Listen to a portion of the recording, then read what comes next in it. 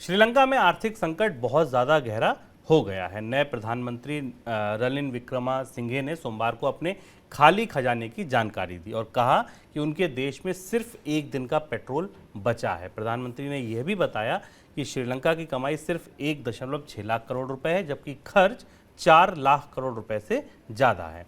बिजली कटौती की मजबूरी बताते हुए प्रधानमंत्री ने कहा कि रोजाना 15 घंटे की कटौती रहेगी और देश में गैस की भी भारी कमी हो गई है। तुरंत ज़रूरत को पूरा करने के लिए लगभग $2 करोड़ रुपए कम से कम उनको चाहिए होंगे।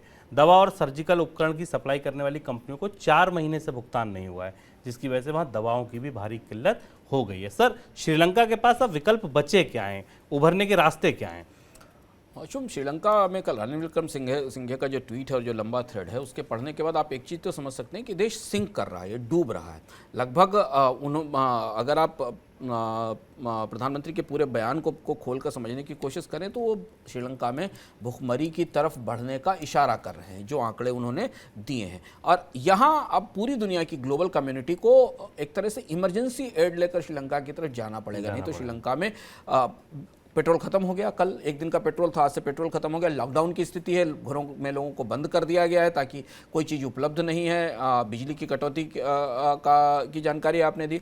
अब एक चीज़ बस केवल महत्वपूर्ण बदलाव श्रीलंका की परिस्थिति में हुआ, जो हमें उम्मीद जगाता है कि श्रीलंका में नई सरकार बन गई है और उस नई सरकार को विपक्ष का समर्थन हासिल है। विपक्ष उनके साथ बैठकर चीज़ों को सुलझाने की कोशिश कर रहा है। मुझे लगता है कि IMF को अब श्रीलंका की मदद करने में कोई देरी नहीं करनी होगी और श्रीलंका की सरकार को पहली वरीयता पर IMF के साथ डिस्कशन शुरू करना पड़ेगा।